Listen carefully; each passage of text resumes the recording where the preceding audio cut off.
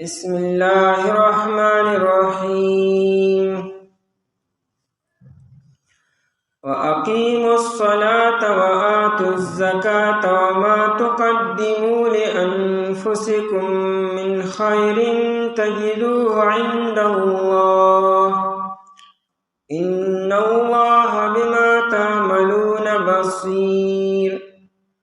वक़ालू लन यदखुलल जन्नता इल्ला मन कान हूदन औ नस्सारा तिल्का अमानियुहुम कुल हातू बुरहानकुम इन कुन्तुम सादिकीन। बला मन अस्लम वजहहु लिल्लाहि वहुव मुहसिनुन फलहु अज्रुहु इंद रब्बिह वला खौफुन अलैहिम वला हुम यहज़नून। वअकीमुस्सलाता और कायम के तासुमुंदरा वआतुज़्ज़कात और के तासु ज़कात वमा तुक़द्दिमू और आसो चिता सुलवान दिली गए लिअन्फुसिकुम दपारा द नफ्सुन खलो मिन खैरिन दनीकेना तजिदूहु तासु बमु में अगीलरा इंदल्लाह अल्लाह तआला सरा इन्नल्लाह बिमा तअमलून बसीर। यकीनन अल्लाह तआला पहा सोचता से कवेली दुन के दे। वक़ालू औदी हुए लन यदखुलल जन्नह हरगिज़ बन दाखिलेगी जन्नता इल्ला मगर मन कान हूदन आसू चिवी यहूदी औ नसारा या नसरानी तिल्का अमानियुहुम दा ख्वाहिशात ददीदी। कुल ओया पैगंबर अलैहिस्सलातु वस्सलाम हातू बुरहानकुम अरोड़े तासु दलील खपल इन कुन्तुम सादिकीन कचरे तासु रिश्ती बला वलिना मन अस्लमा चाचे फरमान बरदार करो वजहहु मखपल लिल्लाहि अल्लाह तआला ता वहुव मुहसिनुन अदा से हाल के चिदेने को कारवी फलहु अज्रुहु इंद रब्बिह पस दददा पारा सवाब ददने पनिस दरब ददो वला खौफुन अलैहिम और नबवी सयरा पदी बांदे वला हुम यहज़नून और नबदी गम जन कीगी। पदे आयतुनों के जनत्ता तलो वाला आमालो और जनत्ता दाखिल दो वाला खल्को बयान दें। जनत्ता बआखलक दाहिली शिदाई आकीदा द तौहीद भी फजल के इस किस्म शिरक और इस किस्म कुफर और निफाक निश्ता और अमल ये नेक ते और सालिह दे द पैगंबर अलैहिस्सलाम पर तरीका वानी द अल्लाह तआला द हुक्म मुताबिक दरिया और दिखलावे न खाली भी बदा इंसान का हर सो दे और का हर जे के दे देवा जन्नत का दाखिली की और कया इंसान सिर्फ पखले बांधी चिज़ जन्नती मां सिर्फ अदे आसरा दे चिज़र प्लांकी पैगंबर औलाद के मां या सिर्फ दाव चिज़ प्लांकी मजहब सर में ताल्लुक ते खानदान सर में ताल्लुक ते सिर्फ पनुन बांधे और सिर्फ ताल्लुक सर वसड़े जन्नत न दाखिली जन्नत तबा जन्नत वाला आमाल कुल पकारी چې د هغې قواعد دې برابر دي، ضوابط دې برابر دي، جنت ته به داخل شي. جنت ته داخلېدو دوران کې به دا تپوس نه کېږي چې ته د چا زوی وې، کم خاندان سره تعلق ساتي، کم مذهب سره تعلق ساتي. همدغه دوه خبرې دي، ایمان شته او که نشته دی، عمل صالح شته او که نشته دی. که دا دوه خبرې شته جنت ته به ځي به، او که ایمان نشته او یا نیک اعمال نشته، نو که دا د نبي زوی دی او که نبي سره تعلق او رشته ده، او که د نبي په خاندان کې دی، که دا یهودي دی او که نصراني دی، او که ځان ته هسې مؤمن و مسلمان وي لیکن ایمان او نیک اعمال نشته، نو دی جنت ته نشي داخلېدی. قرآن کریم کلیر کټ خبره کوي چې تش په القاباتو باندې او تش په نومونو باندې او په نسبتونو بګورې نشته داخلېدلو. جنت ته به داخلېږي انسان د خپل کوشش او د اعمالو باندې. واقیموا الصلاة مخکې آیت کې رالو چې فی الحال د یهودو ته سوایما، دې ته معافي وکړئ او درګذر وکړئ. الله تعالی وردی بارک کې حکم راولېږي د جهادو، نو فی الحال به څه کوئ؟ فی الحال د مؤمنان مسلمانان په نیکو اعمالو کې مشغوله شي او مصروفه دي شي. مونځ دې قایمي، زکات دې ورکړي. د جهاد حکم په خپل ټیم باندې راشي چې کله الله تعالی مناسب ګڼي، نو په هغې انتظار اوسېږي او فی الحال نیک اعمال کوئ چې کوم د کولو دي. واقیموا الصلاة او قائم کې مونږ د قائمولو معنا ادرول. واقیموا الصلاة او تاسو ادروئ مونږ. دې کې تشبیه ده لکه څنګه چې انسان لرګي ودري، اقام العود چې کله لرګي نیغ ودرئ بیلنس برابر کې نه کوږ وي او نه یو طرف ته وي، چې څنګه دا لرګي نیغ ودرئ او دې بغیر حرکت نه نیغ ولاړ دی، دقرنګ دا موز نیغ ودروئ، دې کې کاږه واږه مو ودرېږي او نیغ بغیر د حرکت نه، لکه څنګه چې لرګي په سکون سره ولاړ وي دقه شان تاسو نیغ په مانځه کې ودرېږئ. مانځه کې به ښځې را ښځې نه، زانګې را زانګې به نه، په یو خوا به نه ودرېږئ، یو طرف ته مایله کېږئ به نه، چاته به ډډه نه لګوئ، یعنې چې عذر نی نو بیا نیغ ودرېږئ. واقیموا الصلاة او قائم کې مونږ لره، دا بدني عبادت دی. وآتوا الزکاة او ورکې زکات لره، زکات ورکې د مال حق وباسئ، دا مالی عبادت دی. د مال عبادت مو کې، د بدني عبادت مو کې. وما تقدموا او د دې دو عملونو علاوه نورم نیک اعمال ډېر دي، نفلي عبادات دي، هغه هم پوره کړئ. وما تقدموا او هغه چې تاسو وړاندې لېږئ، وړاندې لېږل نه مراد نیک اعمال کول دي، که نفلي دي او که سنت دي. دا ټول اعمال جمع کېږي، ضایع کېږي نه.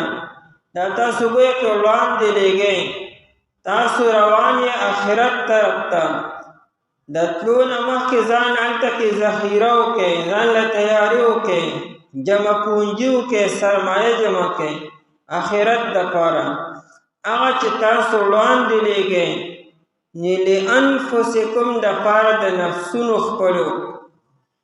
لانفسکم یو وی دا انسان د بدن نه چې څومره نیک اعمال وځي دا ټول دین د خپل ځان دپاره کوي، دا نه د الله دپاره کوي، نه د فرشتو لپاره، نه د پیغمبر دپاره، خپل ځان دپاره کوي. هر انسان چې سکی د خپل ځان دپاره کوي، دی چې سکري هم دی په خپله ریږي. نو که نیک عمل کې جزا به نیک وي، که بد عمل کې جزا بده به وي. لانفسکم دپاره د نفسونو خپلو. یعنې دا زړه کې مه راولئ چې ګنې مونږ نیک اعمال کوو نو په الله هم څه احسان دی، یا ګنې الله دپاره یې کوو. یا د الله تعالی چې موږ له بار بار ترغیب راکړي دې کې د الله تعالی خپل څه فایده نشته، دا هر څه انسان د خپل ځان دپاره کي. لانفسکم او بحری محیط والا د لانفسکم معنا کې لنجات انفسکم د خپل ځان د خلاصي دپاره دا هر څه کوئ. من خیر د نیکینا، دا من خیرین د ما بیان کی دا اولاد ته وسلیږي نو من خیرین د نیکینا او خیر تمام انواع د خیر او څومره نیکۍ چې دي که فرایض دي که واجبات دي که سنت دي او که نوافل او مستحبات دا ټولو تجدوه تاسو به مومئ دی لره دی اعمال لره به مومئ. عمل خو بني د عمل ثواب بوي تجدوه ثوابه تاسو به مومئ د هغې ثواب او اجر عند الله پنیز د الله تعالی.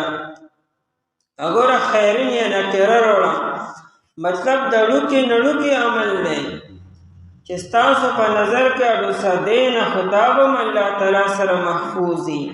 الله تعالی دا محفوظ کی د دې اجر او ثواب به تاسو ته درکړي. یو ګوټ اوبه چاله ورکولو په ظاهره کې دا هېڅ هم نه دي، لیکن دام هلته الله تعالی محفوظ کی. چاته یو سمه خبره کولو بلکې چاته د نیکۍ طرف ته اشاره کولو چې دا به سختکاري نه، دام یو نیک عمل دی او دا هم ستا لپاره هلته محفوظ دی، به تا ته بدله او اجر ملاویږي. تجدوه تاسو به مومئ دی لره عند الله پنیز د الله تعالی. تقدمو یې ووی وړاندې لېږلو کې ترغیب دی، خالی داسې دنیا نه مه در سره څه اوسئ. هلته ګور بیا عمل نه کېږي، دلته عمل کېږي. دلته الله تعالی په وړوکې عمل خوشحالولی شي، هلته به انسان ډېر څه وکړي لیکن الله تعالی به نه خوشحالېږي. دلته په یو اوښکه بهیولو سره الله تعالی راضي کېږي، هلته به انسان وجاړي وبه جاړي د خپل بدن ټولې اوبه به راوغورځي لیکن بیا هم الله تعالی نه راضي کېږي. حدیث کې راځي انسان چې کله وفات شي نو خلق وي ما خلفه وی دې سړي شاته څه پرېښودو، وی شاته بچوله څه پرېښي دي او که نه، او فرشتي ما قدمه د څه وړاندې لېږلي دي او که نه.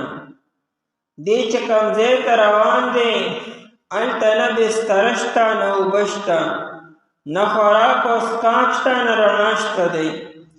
هلته به انسان خپل ځان سره هر څه وړي. د ده دا نیک عمل به د ده لپاره بستره وي، راحت به وي، خوشحالي به وي، رڼا به وي. او که دې انسان سره هېڅ هم نشته، څنګه چې په ظاهره کې خالي لاس دی د اعمالو په اعتبار سره هم خالي لاس تللی دی، نو هلته خو ګوره بیا څه میلاویږي به نه. نو فرشتي ما قدمه د وړاندې څه لېږلي وو چې اوس بیا په کار راشي، او خلق ما خلفه د شاته څه پرېښي دي. التمهید کې امام ابن عبدالبر رحمه الله لیکلي دي چې عمر رضی الله تعالی عنہ یو پیرا بقیع الغرقد ته تشریف وړو. دا مدینه منوره کې چې کوم قبرستان دی چې نن سبا مشهور دی په جنت البقیع سره، د دې زوړ نوم بقیع الغرقد دی. بقیع الغرقد غرقد یو ونه ده، یو بوټی ده په دغه ځای کې ډېر زیات، نو دې ته بقیع الغرقد ویلې کېږي. اوس دغه قبرستان مشهور دی په جنت البقیع سره. یعنی احادیثو کې او د صحابه کرام رضی الله تعالی عنهم په زمانه کې او د سلفو په زمانه کې دې ته جنت البقیع نه ویل کېدو، بقیع الغرقد ورته ویل کېدو. دا چې کله خلافت عثمانیه راغی او د ترکی حکومت دلته، نو دا یو د هغوی یو وزیر او یو خلیفه و، هغه ته جنت البقیع ووایي. او جنت البقیع ویل دیتا سگونام ندے سبیداتم ندے دا جنت البقیع مطلب سرے دا تفاولن یو خکل نم دے چی گویا کہ دا جنت یو قبرستان دے یو گلستان و یو باغ دے دا پدے اعتبار سے چیزے کہ اکثر صحابہ کرام رضی اللہ تعالی عنہم دفن دی او دا امت دیر نیکان خلق و صالح خلق و دے کے دفن دی دیر بزرگانی دینو پدہ اعتبار سر دا جنت البقیع دے عمر رضی اللہ عنہ تشریف ہوڑو ناول سلام کو چا السلام علیکم اہل القبور او بیاو فرمائلو چی اخبار عندنا زمون خبرون خدا دی چی ان نساکم قد تزوجنا وستاسو بیبیانو خستاسو نرستو نکاحونا وکڑو او دوارکم سکنتو او ستاسو پا کورونو کے نور خلق آباد شو سیدل پاکی وشو و اموالکم قد قسمتو او ستاسو مالونا ستاسو نبات تقسیم شو نو ستاسو سخبرون دی نو یو حاطف غیبی آواز تراغی ناغوتی چی اخبار عندنا زمون خبرنا خدا دی کہ انما قد قدمناہو وجدناہو مونگا چی دنیا کی سکڑیو دلتا مرالی گلو اغم بالکلو مندلو یو عمل علتا موجود و محفوظ ما قدمناہو وجدناہو مونگ چی سرالی گلو اٹول موجودو اب یہ فرمائل چی ما انفقناہو قد ربحناہو مونږ چې دنیا کې څومره مال خرج کړی و نو مونږ ته ډېره ګټه سره هغه واپس شو د هغې ډېر زیات پرافټ او ډېره نفع مونږ ته میلاو شوه البته ما ترکناه قد خسرناه یو افسوس دی چې دنیا کې هم څه پرېښودو که نه د هغې تاوان هم صرف کړی دی هغه راته میلاو نه شو باقی تشا گٹا و گٹا ہم کڑی دا قرآن کریم ما تقدمو لانفسکم دا تاس کی عبان دی سلگے دا طول عرص محفوظ کی گی اللہ تعالیٰ سرا او دا بزائے کی گی نا او دا عرص بتاو سا دی بدلا و عجر پورا پورا ملاوی گی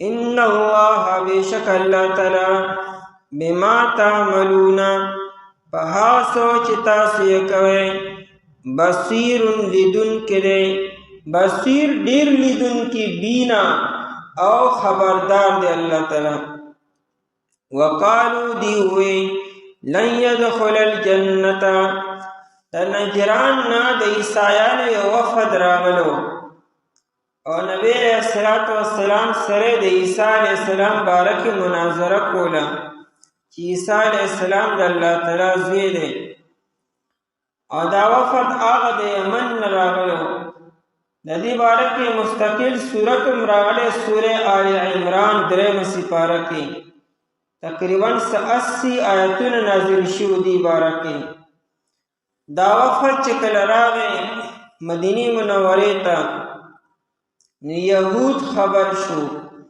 کہ عیسائیان ناغلی نبی علیہ السلام سر خبری کی دی یہود امرالو اور دا وفد سورہ دی مدینہ منورہ کی ہو اور دی دیر مجلسونا نبی علیہ السلام سر شوی کی نو دی یہود و سو علماء سخلق امرالو دوارا ہری کتاب دی نبی علیہ السلام سر ناسو خبر اترے کولے نو پس خبرو کے عیسائیان ہوئی چھ جنت تہ بگورے صرف اور صرف عیسائیان زی اور نصرانی خلق با جنت بل بہت سوکم نزی نو یہود ہوئی نا جنت تہ صرف اور صرف یہود بہت زی زمون نئے بل بہت سوکم نزی نو دی خپلو کیو بل تغص شو یہود ہوئی صرف مون با جنت تزو او عیسایان وی چې نه جنت به صرف مونږ ځو. قرآن کریم د دواړو مذهبونو خبره یو ځای ذکر کړه. یهود او نصارا وی چې جنت ته به صرف او صرف مونږ ځو. د چا خبره ټیک ده؟ د یهودو خبره ټیک ده که د نصاراو خبره ټیک ده؟ دی خپلو کې متفق نه دي. نو دې کې خو یو طرف ته دی مسلمانانو ته یو قسم دعوت ورکو چې که جنت ته دی نو یهودیت ته راشئ، او که جنت ته دی نو نصرانیت ته راشئ، جنت ته به لاړ شئ. او دلایل دا پیش کړل یهودو چې مونږ د ټول نه مخکې راغلي یو، زمونږ کتاب هم مخکې دی، زمونږ شریعت هم مخکې دی، زمونږ نبي هم مخکې دی، مونږ ډېره غټه توبه هم باسلې ده. دیوی مونږ ډېره غټه توبه وباسلې ده. زمونږ مشرانو چې د سخي بندګي یې کړې وه، نو هغوی د خپل ځان نذرانه ورکړې وه په توبه کې. مونږ الله تعالی ته ډېر نږدې یو. عیسایانو خپله خبره کوله، وی زمونږ پیغمبر قرباني ورکړې ده، دی خو زمونږ پیغمبر شهید شوی دی او قتل شوی دی او چا اسمان ته ختلی دی. زمونږ د مسلمانانو عقیده خو دا ده چې عیسی علیه السلام ژوندی دی، اسمان کې دی، راکوزېږي به. نو دی زمونږ مذهب ډېر ښه دی، مونږ ته راشه. قرآن کریم د دواړو خبره ذکر کړي، وی دا ردی صرف آرزو او تمنا او خواهش دی. څه دلیل دی سر په دې خبره نشته چې جنت ته به یهودیان ځي یا به نصارا ځي، بلکې جنت ته به هغه څوک ځي چې چا کې ایمان وي او نیک عمل واله وي. وقالو دیوی لن يدخل الجنت، هرگز بنا داخلیږي جنت ته، الا مگر من کان هودن، آسوک چې وي یهودي. دا هود جمع د حائد ده.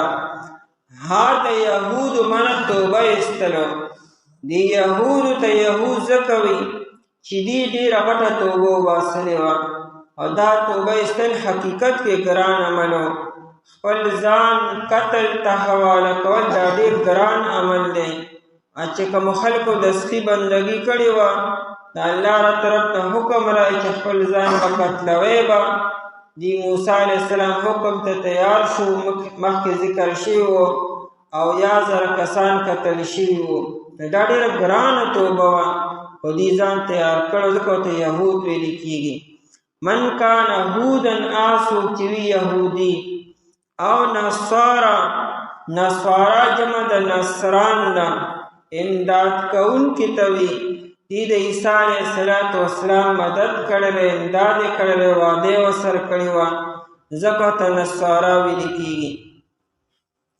د دې دواړو دا مطلب نه و چې جنت ته به یا یهودیان ځي یا به نصارا، یعنې یو تن به ځي خامخا، بلکې هر یو خپله دعوه کوله چې صرف مونږ به ځو. پر دواړو دعوه چونکې یو شان دي، نو قرآن کریم دواړه یو ځای ذکر کړه. ورنه یهودو وی صرف مونږ به ځو، نصارا هم نه ځي. نصارا وی صرف مونږ به ځو، یهود به هم نه ځي، نه به مؤمنان ځي.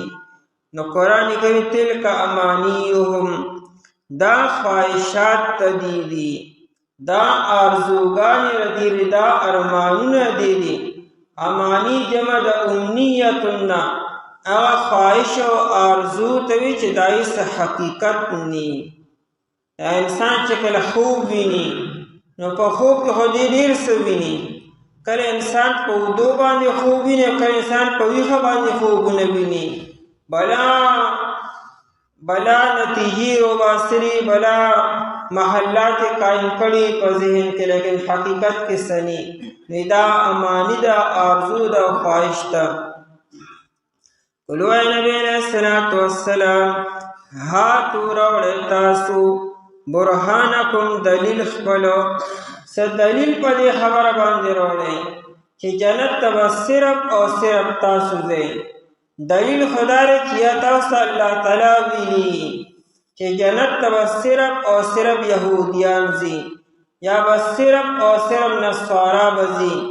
یا د الله په کتاب کې دا خبره موجود، یا تاسو پیغمبر ویلي. نو که په دې څه دلیل سند تاسو سرې نو پیش کې، دا څه دلیل دي سر سره. برهان د برهنه دی د برهمانه کټ کولو دی دلیل تول برهان وی دام د مخاطب او داوه کټ کی یا دا برهان د برهانه د برهنمانه بیانولو واضحه کولو دی دلیل تم برهان ځکه چې دا ډېر واضح وي ان کنتم صادقین کچره تاسو رښتینی په دې خپل دعوا کې بلا ها جنت ته داخليږي بلا ان بل يدخل الجنه جنت ته داخليږي دانه چې غني صرف تاسو بوته ځئ خصوص من اسلم وجهه اسوک اسلم چې تابعدار یې کړو یا اسلم چې فرمان بردار یې کړو یا اسلم چې مخلص یې کړو خالص یې کړو وجهه مخفل لله الله تعالی وجهه مخفل ذکر د وجهه د مراد د خپل ذات او بدن دی چونکه د انسان په بدن کې معظم و اشرف اندام دا مخ دی نزکه دا مخ ذکر کو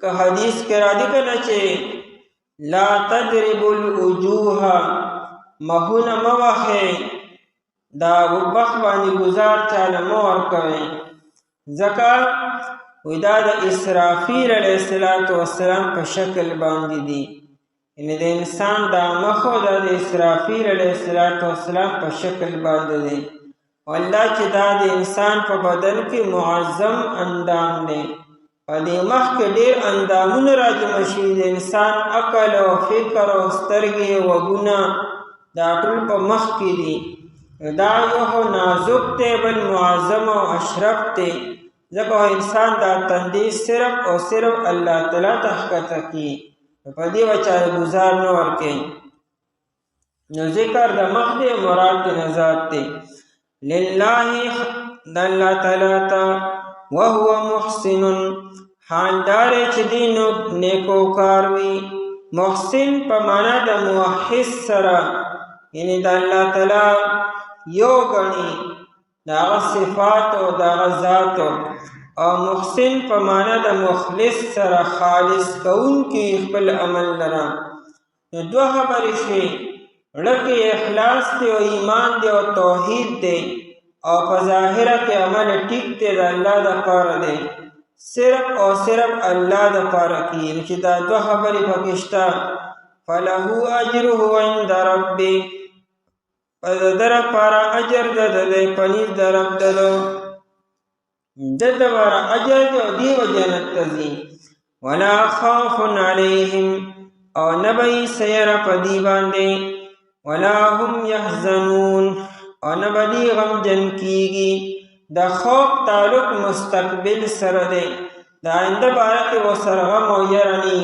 نه د مرګ یرا نه د مرګ نه بعد چې کوم مراحل دي دا غیره به وسره او د حزن تعلق او د ماضی سره دی انسان چې جنت ته لاړ شي دنیا پسې بني خفا نه دنیا په نعمتونو پسې بخفي نه دنیا په مال او اولاد پسې بخفوي انت بول الله تعالی دومره سور کی چې دنیا به اړو یاد ني او قائم کې مونږ راول کې زکات لرا چې تاسو لاندې لګي د خپل ځانونو د نیکینا تاسو مې اغل رب فریض الله تعالی بیشک الله تعالی چې دی په هغه سوچ تاسو یې کوي لیدونکي دی او دی هرگز من داخليږي جنت مگر هغه څوک چې وی هغه يهوديان نصراني دا خواهشات د دي وای نبی له صلوات والسلام اورونه تاسو دلیل خپل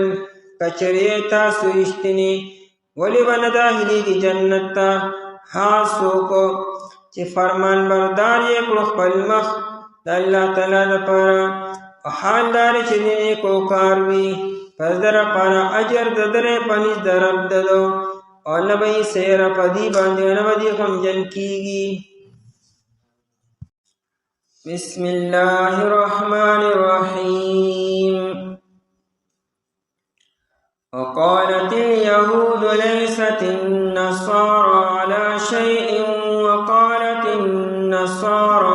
ليست اليهود على شيء وهم يتلون الكتاب كذلك قال الذين لا يعلمون مثل قولهم فالله يحكم بينهم يوم القيامة فيما كانوا فيه يختلفون ومن أظلم ممن منع مساجد الله أن يذكر فيها اسمه وسعى في خرابها أولئك ما كان لهم أن يدخلوها إلا خائفين لهم في الدنيا خزي ولهم في الآخرة عذاب عظيم وقالت اليهود أو يهود ليست النصارى ندي نصارى على شيء فسسيزبني وقالت النصارى أو نصارى ليست اليهود على شيء ندي يهوديان فسسيزبني وهم يتلون الكتاب حال دادي چدی للی کتاب لرا كذلك قال الذين دارنگی اویا کسانو لا يعلمون چنپوئیگی مثل قولهم پشان دوینا دبی الله يحكم بينهم فسلا تلاب فیصل کوي د دوی پمینس کې یوم القیامت پرد قیامت باندې فیما پا خبر کې کانو فیه یختلفون یودی پای کې چې اختلاف کولو ومن اظلم او سوق دلوی ظالم ممن منع دا اعچانا چی منعکو مساجد اللہ جماعتنا دا اللہ تعالی ان یذکر فیہا دا دینا چی ذکر کولی شی پدی کی اسمہو نم دا اللہ تعالی وسعا فی خرابها او د کوشش کو په خرابولو د دې کې اولئک ما کان لهم دا کسان چې دي مناسب نو د دې لپاره ان يدخلوها دا چې دي داخل شي دي کورونو ته الا خائفین مگر په حالت د یری کې لهم فی الدنیا خزی د دې دپاره په دنیا کې رسوائی ده ولهم فی الآخرة عذاب عظیم او د دې دپاره په آخرت کې عذاب لوی دی په دې دواړو آیتونو کې د اهل کتابو د تعصب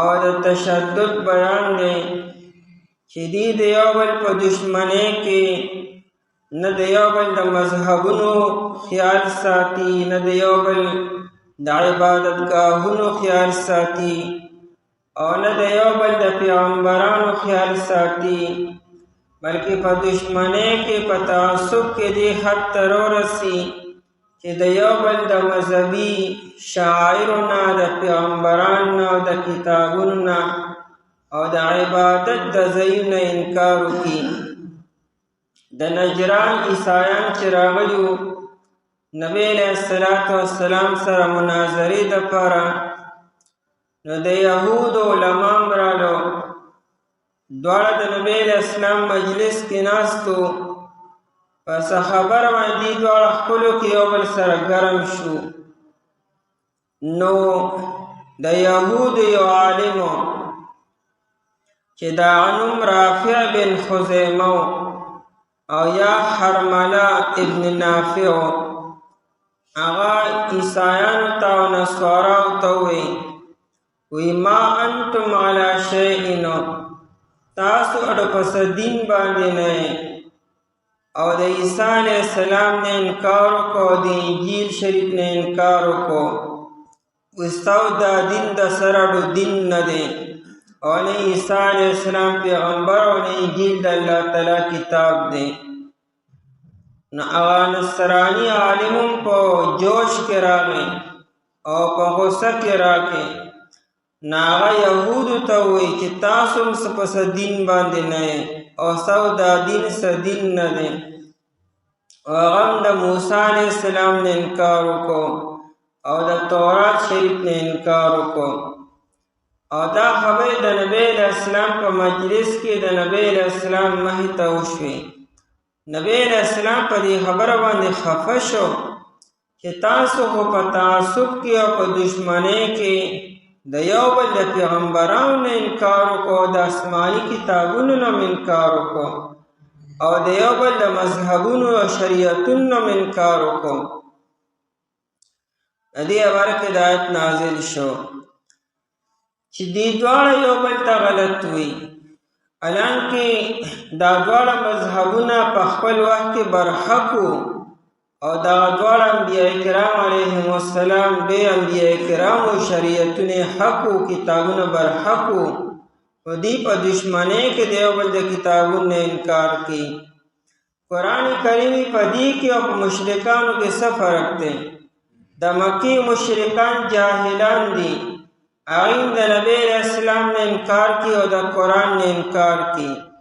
او دا اهل علم دي او پوه دي، دې سره د علم د خپلو کتابونو او د خپلو انبیاء کرامو نه انکار وکړو. بالکل پوه او ناپوه یو برابر شو، خواند او ناخواند یو برابر دي. هغوی د نبي نه انکار کوي، دین د نبي نه او د کتاب نه او شریعت او د مذهب نه انکار وکړو. حالانکه د دې په کتابونو کې د دې انبیاءو ذکر شته، په تورات کې د انجیل شریف ذکر شته او د عیسی علیہ السلام ذکر شته. په انجیل شریف کې د موسی علیہ السلام ذکر شته او د تورات شریف ذکر شته. او بیا هم دواړه د یو بل د کتابونو نه او د پیغمبرانو نه انکار کوي. وقالت الیهود، او اوی یهودو، هغه کوم وفد چې راغلو د نجران د عیسایانو او هغوی سره بیا یهود هم راغلو د مدینې منورې. په دغه موقع یهود ووایي یا دا چې یو تن دا خبره وکړه نورو اورېده، نو نورو دغه یو کس ته ونه چې لکه دا ته څه وایې، ته ولې د عیسی علیہ السلام نه انکار کوې، ولې د انجیل شریف نه انکار کوې؟ بلکې هغوی خاموشي اختیار کړه، گویا که ټول یو موافق شو. لیست النصارى، ندی نصارا علی شیء پس سیز باندې، وی نصارا پا اس سیزم ندی، پس سیز باندې خودی دین حکم از کم سنس درجه کی وسرشتا، انجیل شریف وسرشتا. دا علی شیء مراد یعنی یو دین معتبرو، یو دین صحیح باندې ندی، وی دین دے خس دین دے، قابل اعتبار نہ دے اور معتد بھی دین نہ دے. نغی پا جواب کے ہوتا ہوئی وقالت النصارى، او نصارى و عیسایانو، لیست الیہود علی شیئن، ندی یہودیان پس سیز باندے، یعنی تاسو پس دین معتد بھی باندے نے، قابل اعتبار دین باندے نے او په یو دین صحیح باندې نه.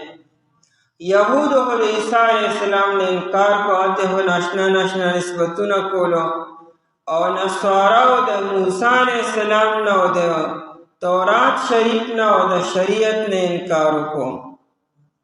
وهم یتلون الکتاب، حال دا چې دی لولي کتاب لره، یعنی دا سره د علم انکار دی. دی په خپل کتابونو باندې ښه پوهېږي او ردی په کتابونو کې ردی انبیاو ذکر شته او بیا هم د دغه پیغمبر نه او دغه کتاب نه انکار کوي. یعنې دا انکار د ناپوهۍ او د جهالت د وجې نه دی، دا سره د علم دی. کذلک همدارنګې قال الذين لا يعلمون مثل قولهم. دیکھ اشارہ مشرکین مکہ طرف تدا. مشرکین مکہ دا انبیاء کرام نے انکار کرے، دا نبی علیہ السلام نے انکارو کو، دا قرآن کریم نے انکارو کو. ناغی ناپوی دی، ناخوان دا دی، جاہلان دی، او دا دوڑا اہل کتاب دی او سرد علم او دی دا خپل پیغمبران نے انکار کن. دا اہل علم او جاہلان دوڑا یو برابر شو. کذالک قال الذین، دارنگی وائی آکسانو، قال پمانا دا یقول سر وائی آکسان، لا یعلمون چی نپوئیگی، جاہل تا لا یعلمون ہوئی او دا یعلمون دی، دا پوئیگی دا اہل کتاب و لا یعلمون نپوئیگی. مثل قولهم پشان دوینا ددوی، دی پشان وینا آغیم کڑوا. حالانکہ نبی علیہ السلام چکر دی خپلو کی یوبر سرون خطلو، نبی علیہ السلام خوشحال نشی چیز شکر دے ما سر مناظری لراغلو اختی خپلو کی ان خلولو، بلکہ نبی علیہ السلام دا خفگان اظہارو کو. او حقم دیتوی، انصافم دیتوی چی انسان دے او قوم پا دشمنے کے، دے او سڑی پا دشمنے کے دی حد تبا نزی چی دا حق خبرینم انکارو کی. اس چکلاغی دا عیسیٰ علیہ السلام نے انکارو کو، دی دا موسیٰ علیہ السلام نے انکارو کو، دا ہو ناجائزی، دا ہو کفر دے. نبی علیہ السلام پا دی خبر خفشو. یا کاغی دا انجیل شریف نے انکارو کو، دی دا تورات نے انکارو کو. نبی علیہ السلام دن خوشحالی دنا چی خدای خپلو کی ان خلولو، بلکہ نبی علیہ السلام ورطا خفشو پا دی خبر باندے چی کم از کم دا ویلی شای چی ساسو پا دین کی دا خرابے دی، دا خرابے نشاندہی کولی شای و دا حق خبرنا کم از کم انکار نرے پکارو. فاللہ یحکم بینہم، اریو پا دنیا کے زانتا پا حق باندی وی، اریو ایدو پا دین حق باندی ما، نو حق کم یو دین دے، حق با یو لاربی، طول لاری حق ہونی شکے دے. نوی دا دے فیصلہ با سبا قیامت کے اللہ تعالیٰ کی. دلتا دنیا کی یہود زانتا پا حق باندیوی، عیسائیان زانتا پا حق باندیوی. اگر مشرکان چاڑو دین یہ نشتا، اگر منگا پا حق باندیو، مجوز زانتا پا حق باندیوی او مسلمانان زانتا بار حق باندیوی. اس پا حق باندی سوک تی. نو عملی فیصلہ با سبا قیامت کے اللہ تعالیٰ کی. اور فیصلہ بدا سوشی چی رچا بارک دا جنت فیصلو شوا دا بس پا حق باندی دی، اور چی رچا بارک دا جہنم فیصلو شوا دا پا نا حق باندی دی. دیو بل بجودا شی اور دنیا کے ہوتول یوزے اسیگی اور طول زانتا پا حق باندی دی. اور فیصلہ با سبا قیامت کے اللہ تعالیٰ عملی کی.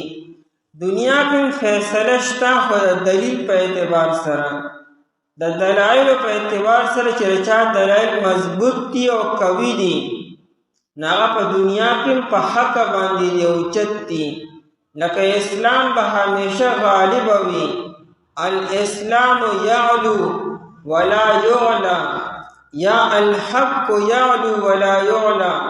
حق با ہمیشہ غالب ہوئی، چرب مغلوب نشی. مسلمانان مغلوبہ کی دیشی لیکن حق نشی مغلوبہ کی دے، ذکا حق دا دلائل لندے اور دلائل ہمیشہ مضبوط و قوی وی. فاللہ یحکم بینہم، پس اللہ تعالیٰ فیصلہ کوئی دی پمینس کی، عملی طور باندے فیصلہ بکی. یوم القیامت، فرد قیامت باندے، فیما کا خبر کی کانو فیہ یختلفون، چودی پائے کے چی اختلاف کولو. ومن ازلم ممن منع، آیت مبارک بارکی روح المانی روح البیانو اور شاہ عبدالعزیز سے تفسیر عزیزی کے دو شانی نزول لکلی دی. روح المعانی او روح البیان دواړو لومبنی شان نزول دا لیکلی دی چې کله د یهودو د عیسی علیه السلام د قتل منصوبه جوړه کړه او دوی د هغه کور ته ورغلو، لیکن الله تعالی عیسی علیه السلام د هغې نه محفوظ کړو، اسمان ته یې اوچت کړو او دوی دا مشهوره کړه چې موږ عیسی علیه السلام قتل کړو. نو نصاراو روم بادشاہ لړلو. هغه ټیم کې د روم بادشاہ تویتوس بن اسیانوس هغه لړلو. هغه ته د عیسی علیه السلام چې ډېر ظلم ورسره وشو، زیاتي ورسره وشو، په خپل کور کې یې قتل کو، شهید یې کو او د عیسی علیه السلام فضایل او مناقب بیان کړه چې دومره ښه انسان او یهودو سره دا ظلمونه او زیاتي وکړو او موږ سره دا زیاتي وکړو. تویتوس بادشاہ یې دونه په غصه کې او جذباتو کې راوستو چې هغه یو لښکر تیار کړو او راغی په ملک شام باندې حمله وکړه او په ملک شام کې بیت المقدس باندې حمله وکړه. نو بیت المقدس خو د الله تعالی کور دی، هغه د یهودو هم دی، د عیسایانو هم دی، د هر چا دی. نو د تویتوس بادشاہ په بیت المقدس باندې حمله وکړه، بیت المقدس یې صحیح روانه کړه، پای کې خنزیران حلال کړو، پای کې ګندګي وغورځولې، اور یې پکې ولګو، د تورات ډېر نسخې وسوځولې او بلا د یهودو عالمان یې قتل کړو او ډېر کسان یې قیدیان کړو. بیت المقدس یې بالکل شاړو تاړ کو. قرآن کریم آیت مبارکه کې دا بیان کی چې اے نصاراو که تاسو یهودو سره دشمنی کوئ نو ټیک ته کوئ ورسره، لیکن کم از کم د الله کور خو مه روانوئ په هغه باندې که نه. تاسو خو د الله تعالی کور شاړ کو، ورانم کو او پای کې بې حرمتي وکړه، هغه هم پې وسوځه او پای کې خنزیران حلال شو او ګندګۍ پکې خلکو وغورځولې. نو دا دشمني دې حده پورې لړه چې د الله کتاب چې تورات شریف هغه هم پې وسوځو او د الله کور هم پې روان کو، شاړ کو. د دې وجې نه د هغې نه بعد بیت المقدس دکه شانتې پروت و، تر دې چې کله عمر رضی الله تعالی عنه په بیت المقدس باندې هغه علاقې واغسته، نو هغه بیا د هغه په زمانه کې بیت المقدس دوباره بیا سم جوړ شو. او دویم شان نزول دا دی چې کله نبی علیه السلام د 1450 صحابه کرام رضی الله تعالی عنهم سره د عمرې اراده وکړه په سنچی هجره کې. تفصیل به انشاءالله شپږشتمه سپاره کې سورة الفتح کې راځي چې نبی علیه السلام خوب ولیده چې موږ احرامونه تړلي دي او موږ حرم شریف ته تللي یو او خوب یې صحابو ته بیان کو. د صحابو جذبات را بیداره شو، زاړه یادونه تازه شو. بل چې د پیغمبر خوب خوښه کي نو بس دی چې تیاري وکړو، لړ شو عمره وکړو او دې ځان تیار کو. په ذوالقعده میاشت کې نبی علیه السلام د 1450 صحابه کرام رضی الله تعالی عنهم سره د عمرې په اراده باندې روان شو. احرامونه وتړل، سره قربانۍ هم روانې کړې او چې کله د حدیبی مقام ته ورسېدلو هلته کافرانو ته پته ولګېده او کافرانو مقابلې ته راووتلو او نبی علیه السلام یې مخکې نه پرېښودو، تر دې چې بیا معاهده وشوه او نبی علیه السلام ته شرایط کېښودلو چې څه کال به تاسو عمره نه کوئ، تاسو به واپس ځئ. ځکه که چېرې څه کال تاسو رانئ نو به ډېره غټه بېعزتي وشي چې یعنې مسلمانان غالبه شو په مکې والو باندې، نو څه کال خو به واپس ځئ. البته آئنده که البته بیا راځي او صرف 3 ورځې به په حرم شریف کې تیروي، عمره به وکړې بیا به واپس ځئ. او نورم 10 شرایطو هغه طی شوي وو. خیر همدغه شانتې وشو. صحابه کرام رضی الله عنهم واپس رالو، آئنده کال بیا عمرې لړلو. قرآن کریم په دې آیت کې دې طرف ته اشاره کوي چې دا مکې والا څومره ظالمان دي. ګوره مسلمانان یې د الله د کور نه منې کړو، ولې د الله کور ستاسو خپل ذاتي کور دی، جاګیر هم دی چې مسلمانانو ته نه پرېږدئ. د الله کور خو تمامي دنیا د مسلمانانو د مؤمنانو دی. که ستاسو سره ذاتي دشمني ده او که مخالفت دی، لیکن کور خو د الله تعالی دی. نو تاسو د الله تعالی د کور نه خلک منې کوئ او تاسو د الله کور روانوئ او خرابوئ. ومن ازلمو او څوک د لوی ظالم. د ظلم بلا درجات دي او د ظالم بلا قسمونه دي. یو لوی ظلم او یو لوی ظالم دام دی چې هغه د الله په کور باندې قبضه وکړي او د الله کور د خلکو نه منې کړي او پای کې خپل ذاتي تصرفات شروع کړي، مؤمنان مسلمانانو ته نه پرېږدي. دا یو لوی ظلم دی. ومن ازلمو او څوک د لوی ظالم، یعنی لا احد ازلمو، دومره لوی ظالم بل څوک هم نشته. الله تعالی د خلکو نه تپوس نه کوي تاسو راته ووایئ څوک شته او که نه، ځکه دنیا کې وګورئ تاسو اوسېږئ ما ته پته نشته. نه، دا مطلب یې نه دی. الله جل شانه زموږ نه تپوس نه کوي، بلکې موږ ته بیانوي چې دا انسان ډېر لوی ظالم دی.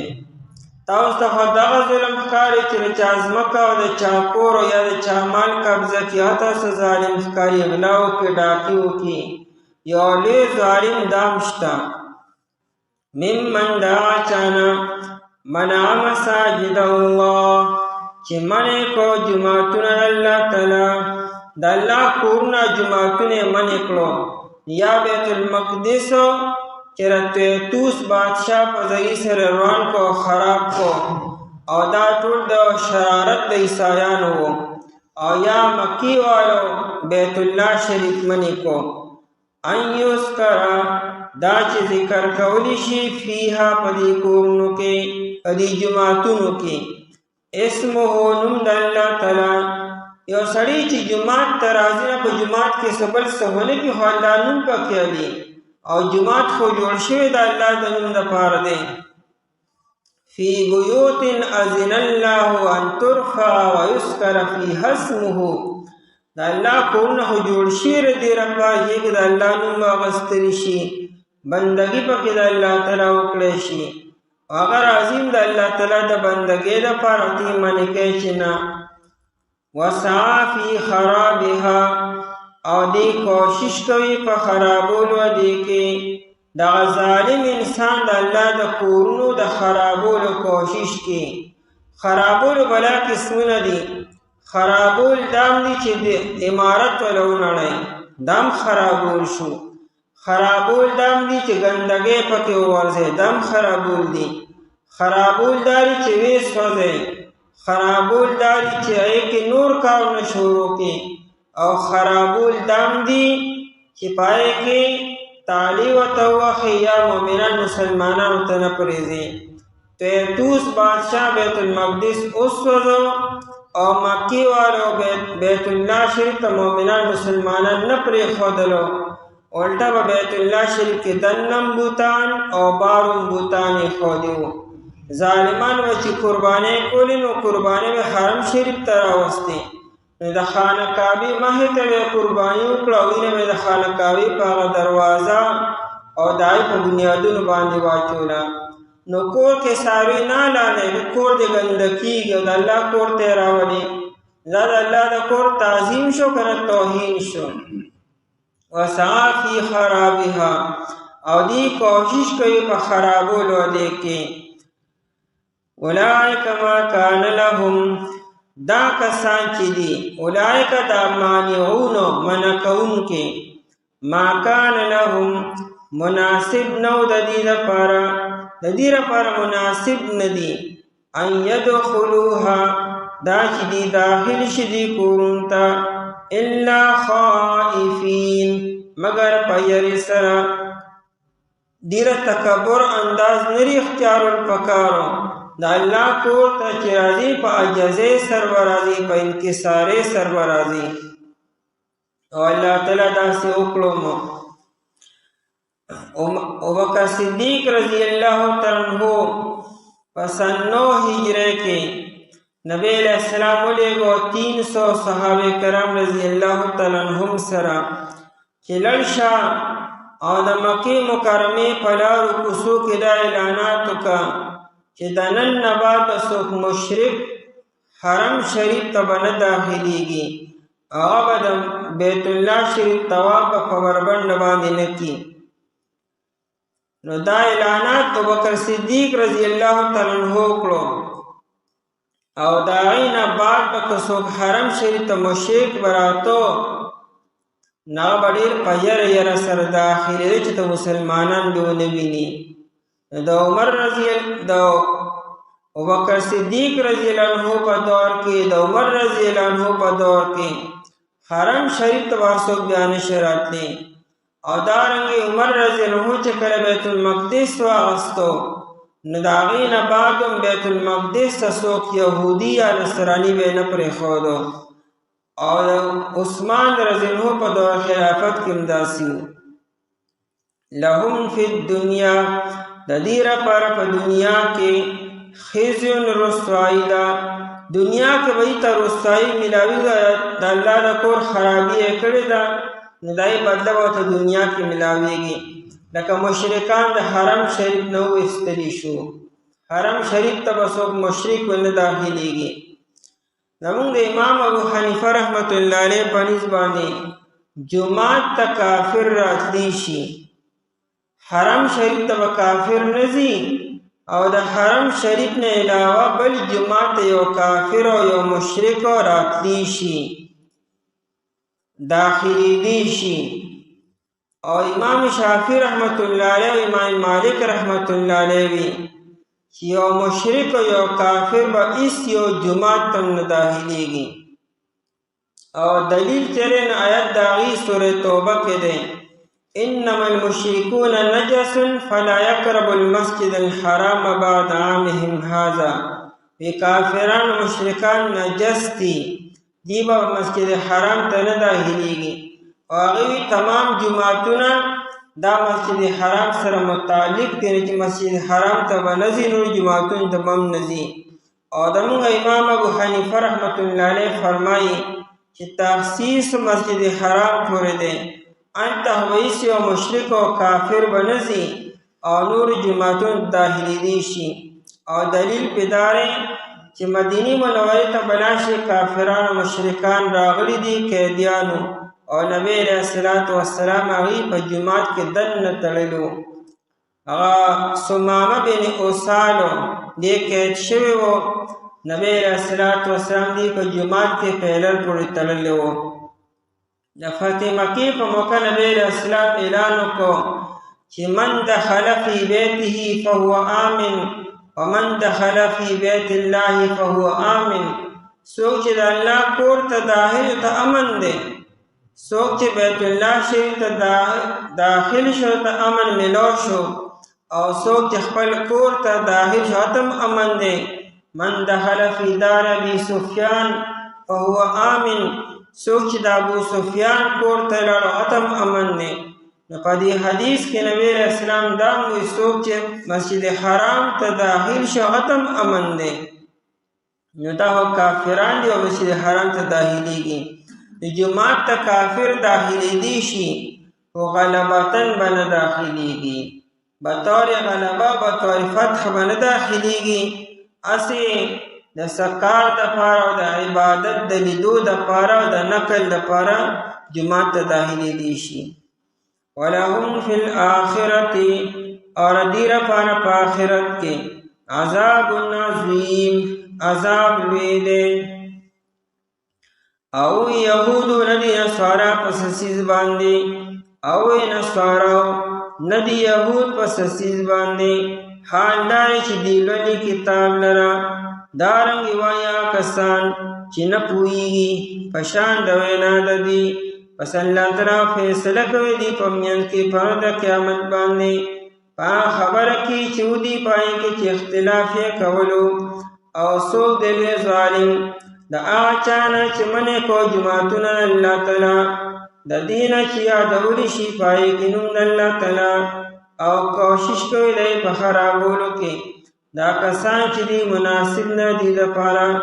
دا چې دی داخل شي دی کورون ته مگر په حالت د یری کې د دې لپاره په دنیا کې رسوایی ده او د دې لپاره په آخرت کې عذاب لوی دی. بسم الله الرحمن الرحیم ولله المشرق والمغرب فأينما تولوا فثم وجه الله إن الله واسع عليم. ولله او خاص الله تعالی د پاره دی المشرق طرف د مشرق والمغرب طرف د مغرب فأينما تولوا پس کمزه کی چې تاسو مخ اړوي فثم وجه الله پس آزه کی ذات الله تعالی دی ان الله واسع بیشک الله تعالی فراخی والده علیم پویا دے. مخی آیت مبارکہ کی د جماعتونو ذکر راغی جماعتونو سره مناسب منځ کول دي او قبله او جهت ته دای وجنا دی آیت مبارکه کې د قبله ذکر کی او فرمای چې دا تمام طرفونه که مشرق دی او که مغرب دی که شمال دی او که جنوب دی دا ټول د الله تعالی د پاره دي. الله تعالی د خپل علم او د قدرت په اعتبار سره په ارض کې موجود دی. نو که تاسو ارض کې موږ کوئ او هر طرف ته مخ کوئ نو ستاسو مخ الله تعالی طرف ته وي او چې تاسو ارض کې موږ کوئ که مسجد کې دننه کوئ که مسجد نه بار کوئ هلته د الله تعالی ذات موجود دی ستاسو مونږ الله تعالی طرف ته دی.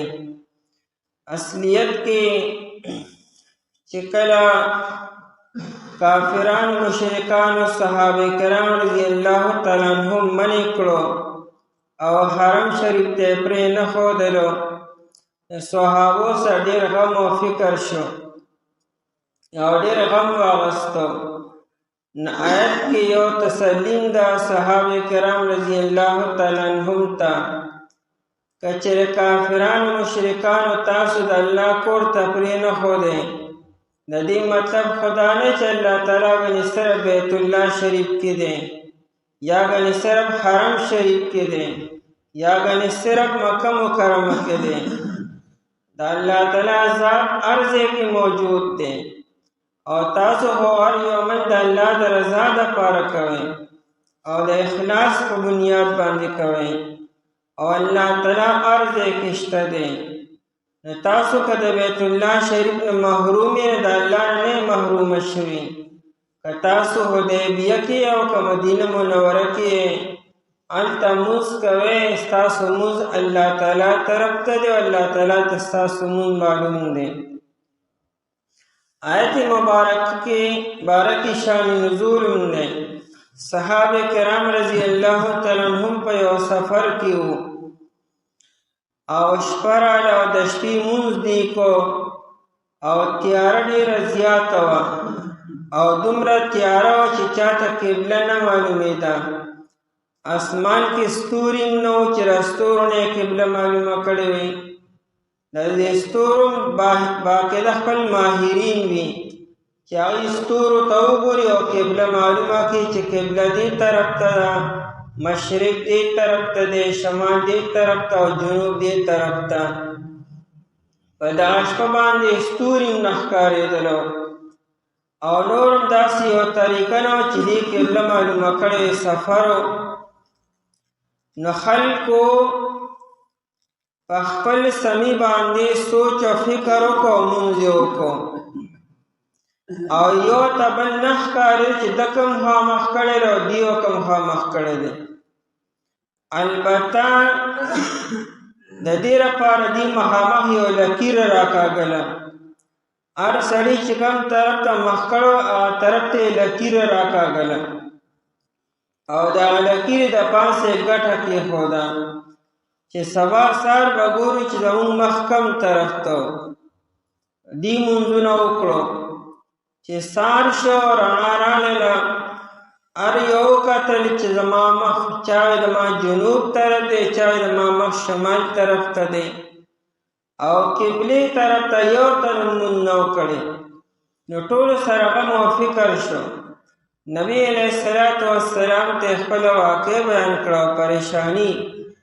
الله جل شانه د آیت مبارکه نازل کو چې تاسو مخ الله تعالی طرف ته کړی دی او الله تعالی هر طرف ته شته، شمال طرف ته هم شته، جنوب طرف ته هم شته او مشرق او مغرب طرف ته هم شته او ستاسو مونځ شوی دی. او باقي چې الله تعالی د قبلې حکم کړی چې قبلې طرف ته مخ کوئ، دا چې کله انسان مجبوره نی په حالت د اختیار کې وي او قبله ته معلومه ده نو بیا به قبلې ته مخ کوئ به او دې وخت کې تاسو مجبوره وئ نو ستاسو مونځ شوی دی. نبی علیه السلام صحابه کرام رضی الله تعالی عنهم ته دا خوشخبري واوروله چې ستاسو مونځ الله تعالی قبول کړی دی.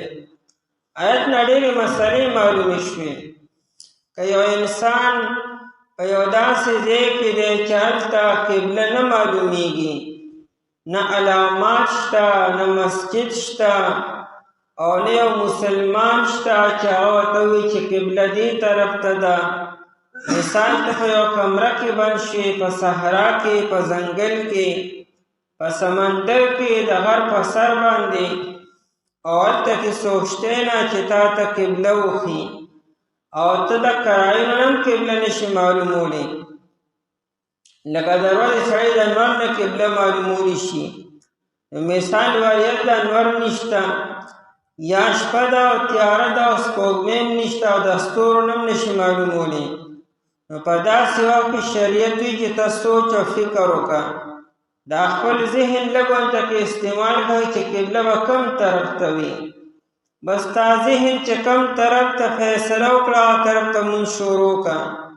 که د مانځه دوران کې تا ته یو مسلمان وي چې قبله دې غلطه کړې ده، قبله دې بل طرف ته ده، نو مانځه دوران کې به مخ هغه طرف ته تو کړي.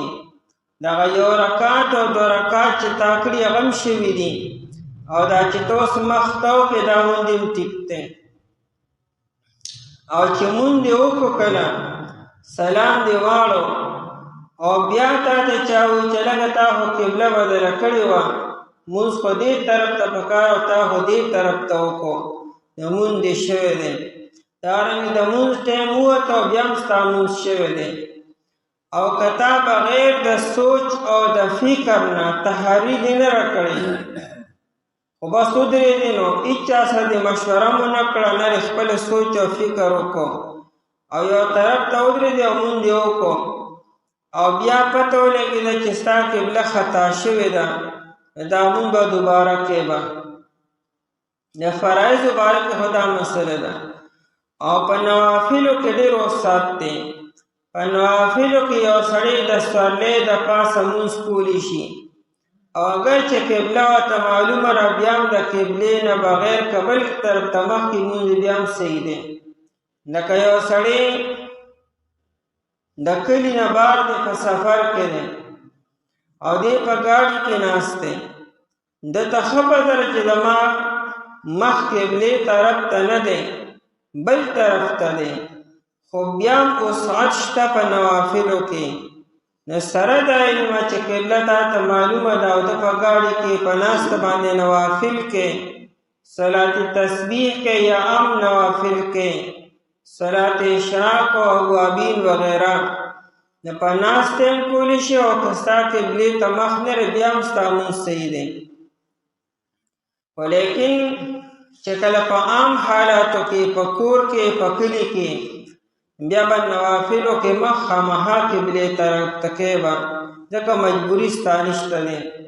نبی علیه الصلاة والسلام نوافل د سورلۍ د پاسه کړي دي او د سورلۍ مخ به کله قبلې ته او کله به د قبلې نه علاوه بل طرف ته و.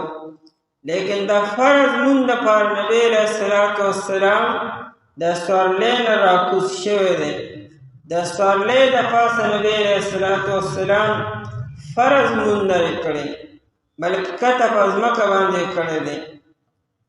او صحابه کرام رضی الله تعالی عنهم به د فرض لمونځ دپاره د سورلۍ نه کته راکوز شو. دیو جنه مسله دا ده که یو سړی په ګاډي کې روان دی، په موټر کې، په بس کې دی، په ریل کې دی یا په جهاز کې دی او دی فرض لمونځ کې، نو د فرض لمونځ دپاره دا دوه شرطونه لازمي دي. یو خو دا چې مخ به ستا قبلې طرف ته وي د اول نه تر اخره پورې، د تکبیر تحریمه نه والې تر سلام اړولو پورې په دې تمام لمونځ کې به ستا مخ قبلې طرف ته وي. یعنې که چې ګاډی مخ ته وهي نو ته به ګاډي کې مخ قبلې طرف ته به ساتې به. مثال په ریل کې روان یو لمونځ کې مخ به د قبلې طرف ته کې. اوس که ریل رخ تاوخي ته به رخ نه تاوخي، ته به مخ قبلې طرف ته به ځان ساتې. او دا شان مسله په هوایي جهاز کې هم ده. او دې مسله چې په ولاړه باندې به لمونځ کې ځکه قیام شرط دی او فرض دی او دا عذر نه وي چې ته په ګاډي کې ناست یې نو ناسته باندې به لمونځ نه کوې، یعنې دا به کې خامخا په ولاړه باندې. نو په ریل کې به هم په ولاړه باندې کوې او په جهاز کې به هم په ولاړه باندې کوې او که بس کې هم په منځ کې ممکن دی نو په بس کې هم په ولاړه باندې کوې. په سیټ باندې که دې لمونځ وکړو نو احتیاطاً اعاده به دوباره کوې بیا، یعنې لمونځ دې وکړو نو بیا چې کله ګاډي ودرېږي نو بیا به احتیاطاً دوباره دا لمونځ به کوې به، کنې نو ګاډي ودروه که ستا لپاره وس او طاقت دې وي. ښه تاخیر مه کوه، قضا کوه مه ویې که په دغه سیټ باندې په ناسته باندې، خو بیا دوباره به هغه قضا به راګرځې. ولله المشرق او خاص الله تعالی دپاره المشرق مشرق ته مشرق د راختلو ځای ته ویل کېږي. نور چې کوم ځای کې راخیږي جای طلوع د نور د راختو ځای ته مشرق ویل کېږي او مغرب د نور د ډوبېدو ځای ته ویل کېږي.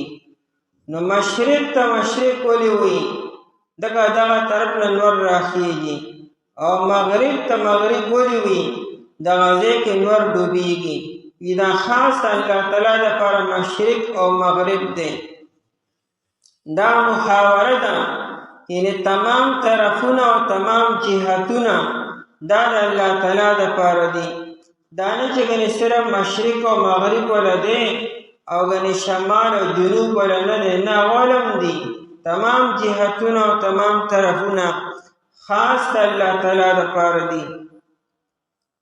فاینما تولو دا اینما فی ای مکانو په هر ځای کې، یعنې په کوم یو مکان کې تولو چې تاسو واړوئ مخونه خپلو، تولو وجوهکم تاسو واړوئ مخونه خپلو په مانځه کې. عام حالاتو کې نه دي د لمونځ خبره کې چې په مانځه کې تاسو کوم طرف ته مخ واړو نو فسم وجه الله، فسم یعنې فهناک، پس په دغه ځای کې وجه الله لفظي معنا مخ د الله تعالی دی. نو ذکر د وجهې دی او مراد دی نه ذات دی. ذات د الله تعالی هلته کې دی او ذات الله تعالی د علم او د قدرت په اعتبار سره الله تعالی په دغه ځای کې دی. دا د عقیدې مسله ده. الله تعالی په یو مکان کې محدود نه دی. ته به داسې نه چې الله تعالی د اسمان د پاسه دی یا د اسمان د لاندې دی. الله جل شانه په هر ځای کې موجود دی. او دا مونږ چې اسې بر طرف ته اشاره کو چې ذات ویني، دا مونږ لاس سره اشاره کو بره یا مونږ بره کو، دا ادبا خبره ده. د دې مطلب دا نه چې الله تعالی د اسمان د پاسه دی. الله تعالی طرف ته اشاره نشي کوي چې دغه طرف ته دی. الله تعالی د جهت نم پاک دی. جهت د الله د پاره نشته. الله تعالی په ارض کې دی. خو خطر طرف ته اشاره چې الله تعالی باندې خطر دي داسې بنوایو، دا بیا ادبی ده. شیطان بارک به موږ خطر طرف ته اشاره کو چې شیطان یدونو بخکته دغه خطه کمنه هغه ذلیل او رسوا وي. شیطان هم ذلیل او رسوا دی. دا انسان چې توکانی توکي زمکه طرف ته توکي نو ځکه چې شیطان کله طرف ته دی. احادیث کې راځي چې شیطان ته وسوسه چې په مانځ کې نو دګس طرف ته توکانی توکا دګس خپې طرف ته او خي طرف ته محمد توکا ځکه محمد طرف د الله جل شانه دی او خي طرف ته فرشته ده او ګس طرف ته شیطان دی. نو دا نه چې ګس طرف فرشته نشته، ولیکن دا چې دا ګس طرف د شیطان د پاره دی. بهر حال الله جل شانه په هر ځای کې د خپل علم او د قدرت په اعتبار سره د الله تعالی باره کې هیڅ قسمه تصور مونږ نشو کولی چې داسې وي. د انسان په ذهن کې چې کومه خاکه او کوم خیال او کوم تصور او کوم نقشه راځي، الله جل شانه تمام نقشونه او تصور او د خیال مکمل پاک دی. نو موږ د الله تعالی لپاره د جسم سوچ کولی شو او نه یو خاکه او نقشه جوړولی شو. بس الله جل شانه د یو ذات او یو شان دی. هغه باره کې د جهت نم پاک دی، د مکان نم پاک دی، د زمان نم پاک دی. نو فاینما تولو، پس پکم دی کې چې تاسو مخ اړوي په مونځ کې، فثم وجه الله، پس هغه کې ذات د الله تعالی دی. او یادا چې د وجه الله نه مراد قبله ده، هغه کې د الله قبله موجود ده. پس التمونځو کې یا خدا حکم په نوافلو کې دی، یادا چې انسان نه غلطي وشو قبله وطني معلومه متعین وطني هغه ته مخامخ کولی شي. او بعض مفسرین حضرات وی چې اصل کې دا د تحویل د قبله د پاره یو توطیه او تمهید دی. قبله به بدلیږي، دای نه مخکې د آیت مبارکه راغی. نبی علیہ الصلوۃ والسلام چې کله مدینه منوره ته تشریف وروړو نو بخاری شریف کې روایت 14 میاشتې او یا 19 میاشتې بیت المقدس طرف ته مونځ کولو. اصل کې 14 میاشتې وو. نو چونکه عرب کسر نه بیانی، دا نیم او نیم پکې عرب نه بیانی، کو کم او کو باندې او نیم دې تکسر وی. عرب دا نه ذکر کی، پورا عدد ذکر کی 14 او 19 او دا 14 نیم پکې نه یادي. ځکه حدیث کې د 14 او د 19 ذکر راغی. نبی اسلام بیت المقدس طرف ته مونځ کړو او بیا 19 میاشتې بعد او یا 14 میاشتې بعد نبی علیہ السلام ته حکم راغی چې مخ بیت الله شریف ته راوړو. د دې ذکر به تفصیلا ان شاء الله تعالی په یو رکوع کې هغه د دویم سپاره کې به ان شاء الله تعالی راځي. نو حکم خوان ته راځي او رستو راځي. وداینه مخکې د آیت مبارکه راغی چې ګوره ټول جهاتونه د الله تعالی دي. بیت المقدس هم د الله لپاره دی، بیت الله شریف هم د الله لپاره دی. دا ټول طرفونه او جهاتونه او جماعتونه د الله لپاره دي. په دې باندې وایي بیا سبا سه اعتراض مه کوئ، اشکال نه پیدا کوئ. چې دا ولې مونږ ته کله حکم کی چې بیت المقدس ته مخکې او کله مونږ ته حکم کی چې بیت الله شریف ته مخکې. دا ټول طرفونه جهتونه د الله تعالی دي. وَإِنَّ اللَّهَ بِشَكَ اللَّهُ تعالی چې دی واسعٌ وسعت والا دی. واسع وسعت والا دی یعنی فراخه والا دی. دا الله بادشاہی فراخه ده.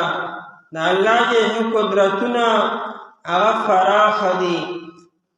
علم د الله تعالی فراخه دی. د الله تعالی هر یو صفت فراخه دی یعنی هغه محدود نه دی. ډېر وسعت والا او ډېر فراخه والا دی. ځکه الله تعالی تاسو ته اساني راوسته چې په نوافلو کې او یا چې کوم دی نو قبله تاسو ته نی معلومه نو که هر طرف ته مونځ کوئ الله تعالی ستاسو لپاره وسعت راوسته او تنګي در باندې رانوسته. علیم پوه دی خبردار دی. البته په فرض مونځ کې به مونږه چې کله په حالت د اختیار کې او مجبوري ني نو مخ به قبلې طرف ته خامخا به ساتو. او وجه دا نه چې الله تعالی کنې صرف قبله کې بیت الله شریف کې دی. قبله خو یو جهت دی. مونږ الله طرف ته کو. دا خو د امتو هغه شیرازه بندې دپاره چې خلک په یو جهت باندې شي متفق شي انتشار نه محفوظ شي. د دې لپاره شریعت مونږ ته حکم وکړ زموږ د اسانتیا لپاره چې تاسو بیت الله شریف ته مخ کوئ نو وایه کې تاسو الله ته مخ کو. دا قبلې طرف ته مخ کول چې فرض دي دا زموږ اساو د اسانتیا لپاره چې انتشار پیدا نشي. ځکه چې مونږ له اختیار راکړی وی نو څه ناشنا حال به په جومات کې به چې 100 کسانو مونځ کو چا به یو خوا مخ کو چا بل خوا مخ کو چا بل خوا مخ کو. ناحسن نظم بنو. عبادت نه به یو کیل کود جوړ شي او که یو غیر مسلم او ته کدي دا لفظ دي دا قانون دی او دا کومه طریقه ده. څوک یو خوا مخ کې څوک بل خوا مخ کې. اوس یو ماشاءالله په یو ښکلي نظم کې په یو ښکلي ترتیب کې ټول خلک په یو صف کې ولاړې. که هغه بادشاه دی او که هغه ګدا دی که امیر دی او که غریب دی که هر څوک دی که ماشوم دی او که لوی دی په یو ترتیب سره یو طرف ته مخ کړی دی. نو دا زموږ اساو د اسانتیا لپاره او د حسن نظم لپاره الله دې شو دا حکم وکړو چې مخ به قبلې طرف ته ساتئ. او خاص الله تعالی لپاره مشرق او مغرب دی. پس کم دی کې چې تاسو مخ اړوئ پس هغه ځای کې ذات د الله تعالی دی. بېشکه الله تعالی وسعت والا دی علیم پوه دی. بسم الله الرحمن الرحيم. وقالوا اتخذ الله ولدا سبحانه بل له ما في السماوات والأرض كل له قانتون. بديع السماوات والأرض وإذا قضى أمرا فإنما يقول له كن فيكون. وقالوا ادعوا اتخذ الله نسلد الله تعالى ولدا أولاد لرا سبحانه پاک اللہ تعالی دا اولادنا بل له بلکہ خاص اللہ تعالی دا پاردی ما فی السماوات والارض ها سوچ پاسمانونو کی دی او زمکہ کی دی کل له قانتون طول اللہ تعالی دا پارا تابداری کون کی دی بدیع السماوات والارض ناشنا پیدا کون کی دا اسمانونو دزمک دے وَإِذَا قَضَى أَمْرًا او کلا چې ارادو کې دی او کار فإنما یقولو بس بیشک اللہ تعالی فرمائی لہو آکارتا کن شا فیکون پس اغا موجود شی. پدی آیتونو کے اللہ جل شانو دا خلق و قول لا نکل کی چی آغیوی چی دا اللہ تعالی دا پار اولاد دے سوکی دا اللہ تعالی زوی دے او سوکی دا اللہ تعالی لورانی دی. قرآن کریم دائی خلق و قول لا نکل کی و پاند رد کی کہ اللہ تعالی دا ہر قسم اولاد نا پاک دے. اولاد دا محتاج دلیل دے اور اللہ تعالی محتاج نہ دے. ارسوک اللہ تا محتاج دی اور اللہ تعالی حصی و سیستا نہ دے محتاجا بلکہ اللہ تعالی خالق و مالک دا تمام کائنات دے. اور دا سمر سچی دی دا طول اللہ تعالی تا عجزی کی تابداری کی اور دا اللہ تعالی مہتا سر ٹٹوی نا اللہ جل شانہو دا پار اولاد دا کم زین راوے. اصلیت کے یہود دا کی دوا چی عزیر علیہ السلام دا اللہ تعالی زویر ہیں او عیسیان وی عیسیٰ علیہ السلام دا اللہ تعالی زویر ہیں او مشرکین مکہ وی فرشتے دا اللہ تعالی لورانی دی. آئی دا خبر زکا اکڑا چی عیسیٰ علیہ السلام بعد کارون دا سے اکڑو چگا ناشناو ایو عام انسان غنشو کولے لکه یو مادرزاد لندو چې دا علاج په دنیا کې نشته دی. اس یو حکیم او طبیب او اس یو معالج دغه علاج نشي کولی. عیسیٰ علیہ السلام دغه په سترګو باندې لاس راکاږو هغه به الله تعالی نظر ورکو. دارنګې برګي مرض دی دا علاج په دنیا کې نو. عیسیٰ علیہ السلام پاون ولا سرا کاغو اللہ پاک باغل شفا ورکڑا. دارنگی مڑی جوندی کولو آغا عیسیٰ علیہ السلام جوندی کلو. دارنگی پکور کے انسان سے جمع کری دی سے ذخیرہ کری دی نئی خبر با عیسیٰ علیہ السلام ورکو استاز کور کے دادا سیزون پاخشی دادم جمع کری دی. دا خبر په ظاهر کې دا سوي چې دا گویا کې د الله تعالی سره خاص تعلق دی او هغه دا چې دا د الله تعالی زوی دی بل دا چې عیسی علیه السلام بغیر پلار پیدا شوی دی. دا ټول خبر دی نتیجه دار او باسلا چې عیسی علیه السلام بنده نه د الله تعالی زوی دی. عزیر علیه السلام سل کاله ودو اور سل کال بعد اللہ تعالی را پاسو. او عزیر علیہ السلام تا تورات شریف خود بخود یاد شویو. عزیر علیہ السلام تورات شید چانویل نرے استاد یہ نشتا او خود بخود تا یاد و خلقو تے ہوئے طول خلقو دا ہوا کی یو سل کال بعد را پاسی دل جندے کے دل او بیا د تورات شریف زبانی ویلو. د دې مطلب دا چې د سره الله تعالی سره خاص ربط او تعلق دی. هغه دا چې د الله تعالی زوی دی. فرشتي داسې کارونه کوي چې هغه تمام کائنات کې انسانان نشي کولی. دا د بارانونو نظام فرشتو سره دی د هواګانو نظام فرشتو سره دی.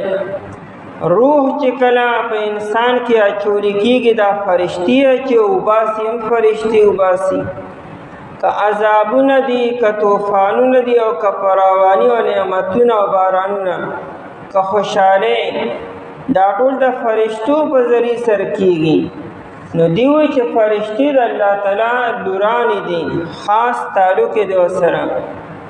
قرآن کریم دا قول لا نقل کی چې څوک هم دا خبره کوي دا خبره غلطه ده دی اللہ تعالی نه پیژني وما قدر الله حق قدره خلق الله نه پیژندو اللہ تعالی د پاره اولادو اللہ تعالی د اولاد نه پاک دی ځکه اولاد محتاجې دلیل دی بلدا چې صرف اولاد منل نری اولاد سره خبرې بیا منل دي دلته دنیا کې یہ چاره پاره اولاد شو نو صرف اولاد خو نه بیا بیبي په کار ده الله تعالی بیبي بیا څوک ده بلدا چې اولاد لویږي نو پلار بوډا کیږي او تر دې چې کله اولاد او ځوان شي نو اکثر پلار فنا شي نو کله الله تعالی اولاد او لور او زوی دې ومنلو یا به الله تعالی له بوډاوالي منی با یا به الله تعالی مرګ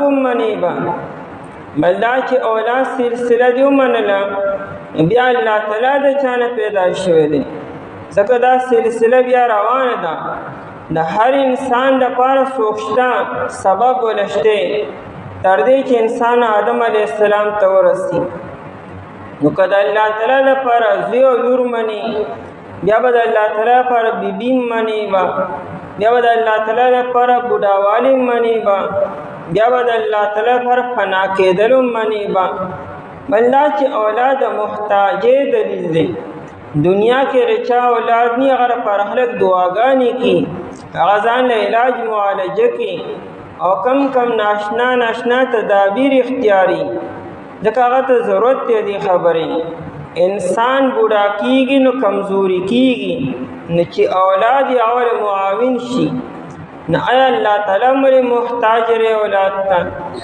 دا ټول خبرې بیا منل دي اللہ جل شانو تمام خبرونه پاک دی اولاد د انسان د پاره پکار دی الله تعالی په اولاد باندې سکی بلدا چې څنګه الله تعالی هر یو صفت کمالی دی هر یو صفت الله تعالی کمال دی پکې نو که اولاد معنی بیا اولاد ډیر منل پکاري یا صرف عیسی علیہ السلام یا صرف عزیر علیہ السلام څنګه چې الله تعالی نور صفاتونه د کمال دي بیا د اولاد دا پیدا کول د کمال پکاري نو بیا خو د انسانانو د جناتو د دینم سو چند زیات اولاد بیا پکار دي ځکه چې دنیا کې انسان دی واکه 60 ارب دي او جنات د انسانانو وګنا سیوای په دنیا کې همیشه چې انسانان سونئی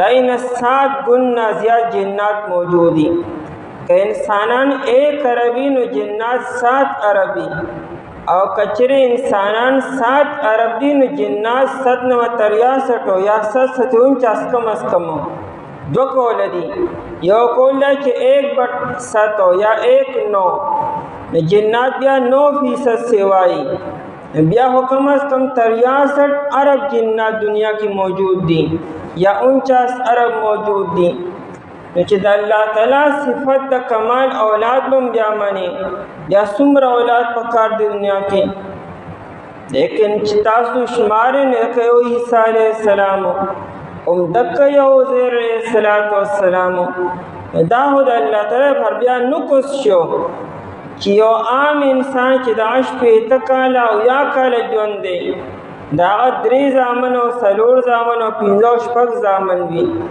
او د الله تعالی په دومره زمانه کې صرف د یو زیو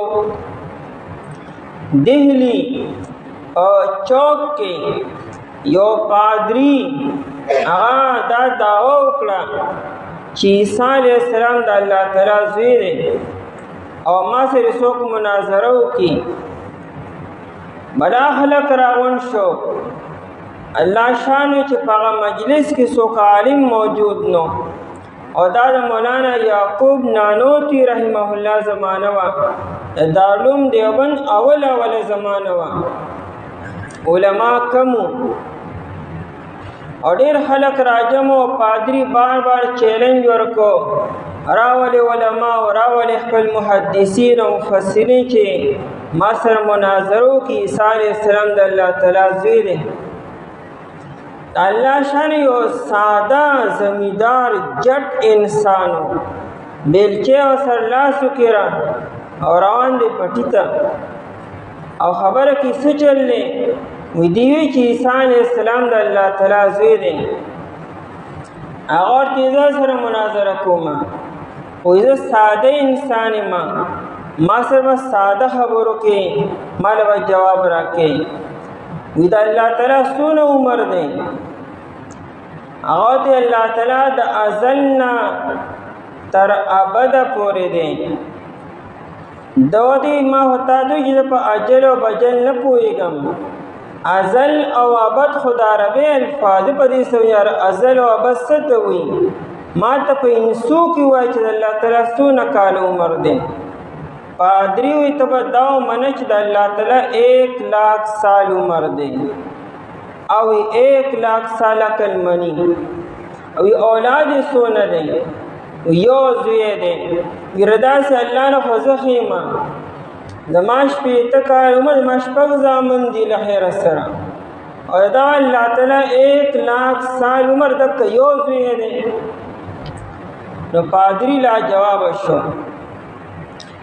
دا خبره چا مولانا یعقوب نانوتی رحمه الله ته وکړه چې دغه شانته پادری دا وکړو یو عام دیہاتی انسان دا جواب ورکو هغه فرمایي کله الله تعالی دیو دیہاتی او جاهل انسان په خپل باندې یو علمي مسله راوړي دغه دیہاتی مطلب دا چې څنګه الله تعالی نور صفاتونه د کمال دي ار یو صفت یا وراء الورا ایسے هات نشتا دارنګ چې دا اولاد پیدا کولم د الله تعالی یو صفت وي په پکار دی چې دام د نور صفاتونو په ځای د کمال وي د الله تعالی اولاد بیا بشمیره پکارو د اسمان د ستورو نه زیاتو او د ونو د پاڼو نه سوا پکارو او پزمکه چې څومره ذرات او شګې دې نه سوا پکارو او تاسو دک یو زوی د عیسی علیه السلام یا عزیر علیه السلام نو قرآن کریم رد کی چې الله تعالی د اولاد نه پاک دی او کائنات کې ردی عمر ترخه کلمه بل نشته تکاد السماوات يتفطرن منه وتنشق الارض وتخر الجبال حدا ان دعوا للرحمن ولدا نږدې چې اسمان وچوي او نږدې چې د ازمکه ټوکړي ټوکړي شي او نږدې چې د غرونه ریزه ریزه شي ولې ان دعوا للرحمن ولدا خلق د رحمان د پر اولاد مقرر کو وما ينبغي للرحمن ان يتخذ ولدا د رحمان اولاد ته حاجت او ضرورت دی امام ابن ابي حاتم خپل تفسیر کې روایت را نقل کړی دی چې کله الله تعالی زمکو اسمان پیدا کړو نو په دې زمکو ترخی وبنوي او نه په میوه کې ترخه میوه وا او نه کړو او پیکه میوه وا او نه په ونو کې ازغو ولا ونه وا او چې کله ابن آدم دا خبر وکړه چې د الله تعالی اولاد دی د دې خبرې د وجې نه د نحوست د وجې نه دا میوې ترخې شولې او هغه بدبودارې شوې او په اوبو کې کړواهټ او نمکینوالی پیدا شو او دارنګې په ونو کې عضوې پیدا شو قرآن کریم وقالوا اتخذ الله وقالوا دی وی دا چا وی د مخکې نه ذکر د یهودو د نصاراو د مشرکین مکه را روان دي وقالت اليهود والنصارى نحن ابناء الدارزي وقالت اليهود ليست النصارى على شيء وقالت النصارى ليست اليهود اليهود والنصارى ذكروا یا پسې کذالک قال الذين لا يعلمون مثل التک مشرکین مکه ذکروا دې درواړو ته دا خبره ده چې وقالو دی وای مشرکین مو او يهود مو او نصارا مو اتخذ الله ولدا الله تعالی نسل دې ولدن اولاد درا اتخذ الله یا حقیقی اولاد اللہ تعالی دے او یا اللہ تعالی متبنا جوړ کړی دی یعنی حقیقت کې زوی نشته خو زوی نیسلی دی لکه څنګه چې د انسان خپل اولاد نی او ځان له هغه زوی ونیسي اډاپ کړي چې دا د ما زوی دی دا د ما لور ده نو دواړه مطلب دي قرآن کریم سبحانه پاک دی الله تعالی د اولاد د نیسلو نه د الله تعالی حقیقي زوی شته دی او نه حقیقي لور شته او نه الله تعالی په زوی باندې او لور څوک نیسلی دي نه دغه رشته هېڅ قسمه نشته دی کافرانو عجیبه عجیبه خبرې کولې دې نه تپوس شو چې تاسو وایئ چې د الله تعالی فرشتي لورانې نو بیبي یې څوک ده د الله تعالی نو دوی وجعلوا بینه و بین الجنة نسبا خلق وی په دې پیریانو کې چې کومې ښکلې ښکلې ښاپېرې دي وي دا د الله تعالی بیبیانې دي او د هغې نه فرشتې پیدا شوي داسې په الف لام و سبحانه پاک دی الله تعالی د اولاد نه د هر قسم اولاد نه ځکه اولاد دا صفت د انسان او د محتاجې دی او الله تعالی دې نه پاک دی الله تعالی د هر مخلوق د صفت نه پاک دی امام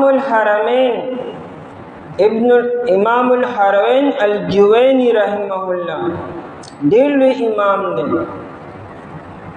هغه له یو سړی راغی امام وی 1000 درهم قرض دی هغه سړی زما نه قرض غواړي ډېر پریشان و امام الحرمین سره څه نو ویلي دی کښېنه الله به څه بندوبست وکړي دې دوران کې څه علما رالو وی چې زموږ یو اشکال دی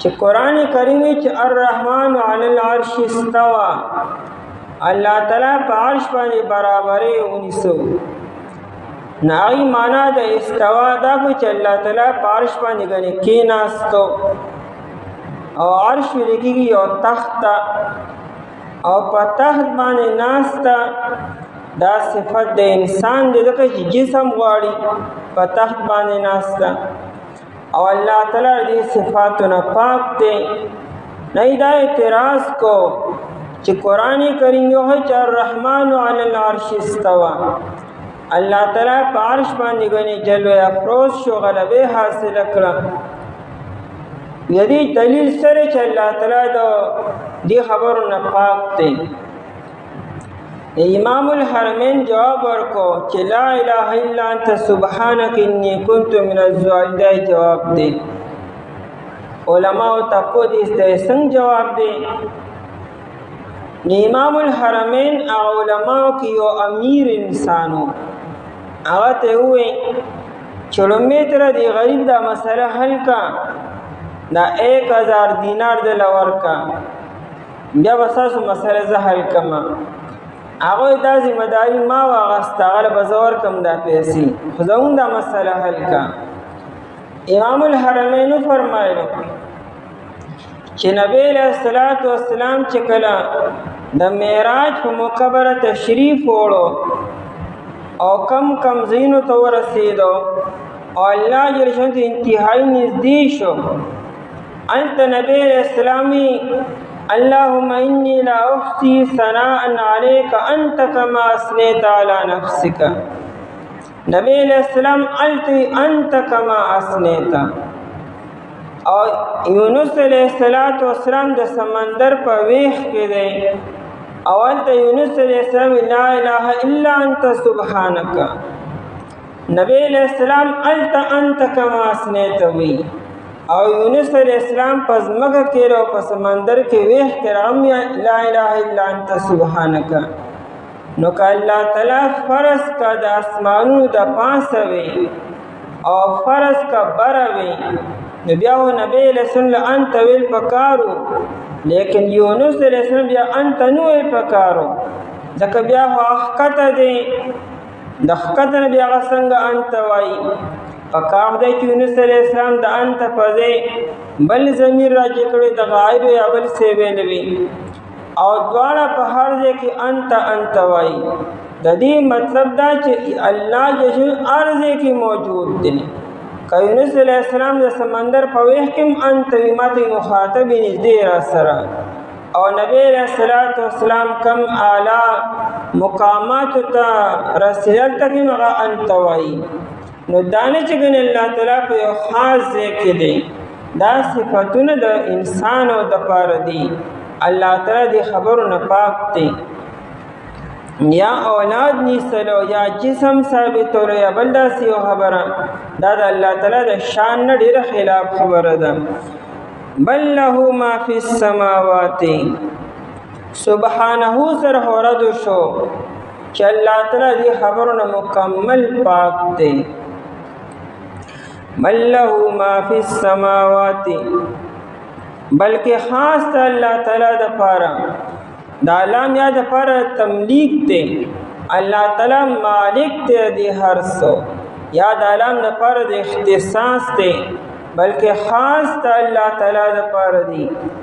ما فی السماوات والارض حاصو چې په اسمانونو کې دي او ځمکه کې دي.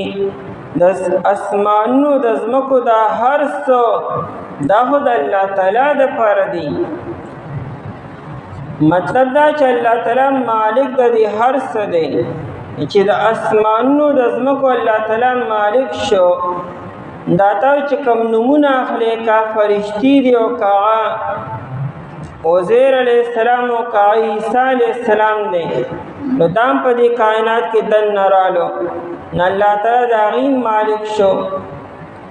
او قانون دا دی چې مالک او مملوک یو نشي کېدی. مملوک او مالک او خالق او مخلوق دواړه برابر نشي کېدی. حالانکه اولاد پلار سره برابري اولاد د پلار د جنس نه وي. نو آیا دا چې کوم اولاد تاسو وایي دا د الله تعالی د جنس نه دی او که د جنس نه دی؟ نو که د جنس نه نه نو اے انسان ته خپل ځان باره کې لږ سوچ وکړه. که د یو انسان نه خلاف جنس مخلوق پیدا شي فرض کا د یو والدینو نه یو داسې مخلوق پیدا چې د انسان د جنس نه نه فرض کا مثال انسان نه پیشو پیدا شوه یا چرګه پیدا شوه یا منګک پیدا شو دا انسان مسونه شرم محسوسی. نو آیا د الله تعالی د جنس نه خلاف یو مخلوق ته پیدا کې دا د الله تعالی لپاره تا کمال وکړه که نه نقصان وکړو او که نه دا د الله تعالی د جنس نه دی؟ بیا جواب دا دی چې بیا خو دا د الله تعالی د جنس نه دی ومنو نو د الله تعالی پر بیبي بیا څوک شوه. او دارنګې انسان خو پیدا کېږي د غوښې او د هډوکو نه عبارت د دې نه دی. نه آیا الله تعالی هم د دغه غوښو د هډوکو نه عبارت دی څه؟ بیا نور څونه خبرې دي. د انسان د جسم نور څونه ضروریات دي خوراک او څښاکو او بیا تکاوټ او بیا اوده کېدلو او بیا بول و براس کولو بیا نور څونه خبرې شوي. یعنی یو خبره خو ده نه ټولې خبرې منل پکاري. نه الله تعالی دې خبرونه پاک دی الله تعالی مالک دی. بل مسله دا ده چې یو پلار دی هغه آزاد دی او زوی غلام دی. چې کله پلار د خپل زوی واخلي په پیسو باندې نو آزادېدو سره د اغستو سره فوراً آزاد شي ځکه پلار د خپل زوی یعنی مالک کېدی نشي مولا نشي کېدی. دا شریعت مسله ده. اوس غلامان شته نه چې کله انسان خپل قریبي رشته دار واخلي هغه د بل چا غلامي نو اغستو سره هغه آزادېږي. نو کچر الله تعالی عیسی علیہ السلام او عزیر علیہ السلام او فرشتي الله تعالی هغه اولاد شي یو خدا مملوک دی او دا مخلوق دی اول خدا الله تعالی زامن او لورانیم دي دا ټول به څنګه جمع کېدو؟ کل له قانتون، کل دا ټول له خاص الله تعالی د پاره قانتون تابعداری کوونکي دي او عاجزي کوونکي دي. قانتون یې ځکه وایي چې دی وایي چې د عیسی علیه السلام او یا عزیر علیه السلام دي کې ناشنا ناشنا صفتونه موجود دي. نو قرآن جواب کی چې په دې کې دا صفات خو ردی د تابعداري او د عاجزۍ د وجې نه راغلي دي. عزیر علیہ السلام ایک نمبر تابعدار انسان دی د الله تعالی. عیسی علیہ السلام د الله تعالی ډیر تابعدار انسان دی. فرشتي د الله تعالی ډیر تابعدار دي، ډیر تابعدار مخلوق دي. نه یو د تابعداري د وجې نه دې مقام ته رسېدلي دي. دانه چې ګنې الله تعالی سره رشته ده ګنې څه خاصه. کل له قانتون دا ټول خاص ته الله تعالی لپاره قانتون تابعداری کوونکي دي او عاجزي کوونکي دي. بدیع السماوات والارض دی دا وایي چې عیسی علیہ السلام بغیر پلاره پیدا شوی دی. قرآن جواب کی داسې خو بلا مخلوقاتو بغیر د ظاهري سبب نه پیدا شوي دي. آسمان ته وګوره، ځمکې ته وګوره. د آسمان د پیدایش نه مخکې میټیریل کم ځای و.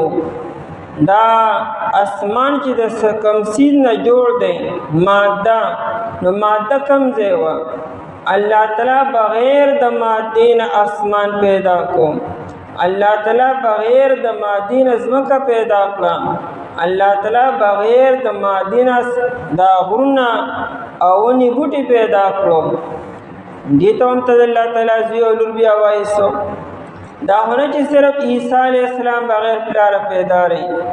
آدم علیہ السلام بغیر د پلار او مور نه پیدا، هغه ته هم ته د الله تعالی بیا زوی وایي. بی بی حوا علیہ السلام بغیر مور او پلار نه پیدا، ایته هم بیا ته الله تعالی لور بوایسو. د صالح علیہ السلام هغه وخت چې دا هغه بغیر د ولادت نه راغلی را، ایته بیا تسوای. داسې خو بلاشي مخلوقات دي چې الله تعالی بغیر د نقشې نه او بغیر د مادې نه پیدا کړي دي. ته به کم سیز ته د نسبت وکې. بدیع السماوات والارض، بدیع په عربی کې هغه ناشنا پیدا کوونکی چې بغیر د نقشې نه وي، بغیر د مثال نه وي او بغیر د مادې نه وي. ماده میټیریل او میټر اسم موجود نه او بغیر د نقشې نه یو څیز وجود ته راشي، ایته بدیع او مبدع ویل کېږي. الله تعالی خدا ناشنا مخلوقات پیدا کی. د دې مطلب خدا نه چې ګنې الله تعالی سره رشته پیدا شوه. بدیع السماوات والارض، الله تعالی ول یشنم الغلره پیدا کړه.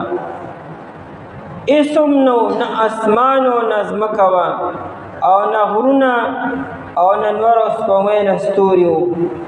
یشنم الغلره الله تعالی پیدا کړه او په اشنی ملغلرې الله تعالی تجلی واچوله. هغه ملغلره ویلې شوه، اینه ډېرې زیاتې اوبه جوړې شوې. هغه اوبه ډېره زمانوي. یا پای کې الله تعالی گردش پیدا کو، حرکت پکې پیدا کو. هغه اوبه تاویدې دومره په تیزۍ سره تو شو چې هغه پای کې اور ولګېدو. هغه اوبه بیا یو ځای شوې، هغه بیا دوه حصې شوې. د یوې حصې نه اسمانونه وپیدا شو، د بلې حصې نه ځمکې پیدا شو. نو اول خو د اسمان او د ځمکې نه مخکې سوونه ملغلره وه. ملغلره مخکې عمل الله تعالی پیدا کړه. الله تعالی خو ناشنا بغیر د مادې نه او بغیر د نقشې نه پیدا کوونکی ذات دی. ته به دې ته نسبت د الله تعالی د لور او د زوی وکې. بیا بدیع السماوات والارض، ناشنا پیدا کوونکی. دا بدیع فعیل معنی مبدع سره ناشنا پیدا کوونکی د اسمان او د ځمکې دی. پیدا قضا امرن، او کله چې ارادو کې دیو کار بحر محیط تفسیر لیکي چې د اراد قضا بمعنی اراده کله چې الله تعالی فیصلو کې نه ارادو کې امر دیو کارو ان دیو سیز موجود والی دیو مخلوق د پیدا کولو فإنما يقول له دا دفع اعتراض کی چاوی چې لکه دا به څنګه کیږي یعنی بغیر د پلار او بغیر د مور او یا دین څنګه پیدا کیږي یا الله تعالی چې صرف اراده دی او کارو کی نه بیا دې ته اسباب شته او کنيشتا اسباب موافق دي او که موافق نه دي بس الله تعالی صرف اراده دی او کارو کی فإنما يقول له پس بیشک اللہ تعالی وی له آکارتا له یعنی دی امر توی کن شا فیکون پس موجود شی کن و تنوائی دانے چاہے اللہ تعالی گندہ کن دا کلمہ ہوئی بلکہ اللہ تعالی صرف ارادو کی ناکار دون ذر موجود شی لکه اے انسان چې ته دا کن کلمه په اسانه باندې او کار فورن وشي څنګه چې ته کن دا کلمه په خله باندې په اسانه وایي یعنی دا کار دومره زر کیږي په اسانه باندې دا نه چې ګن الله تعالی کن کلمه وایي کن کلمه هو کاف او نون دې په ځان له خله په کار د بیا الله تعالی دې خبر نه پاک دی نو مراد داري چې الله تعالی فورن هغه کار څنګه توای اراده وکي هغه کار فورن وجود تراشي فیکون یعنی فهو یکون پس هغه موجود شي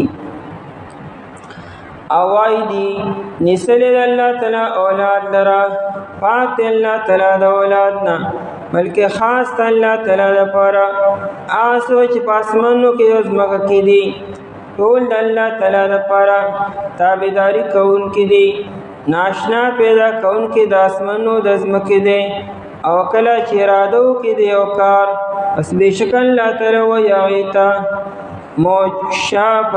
موجود شي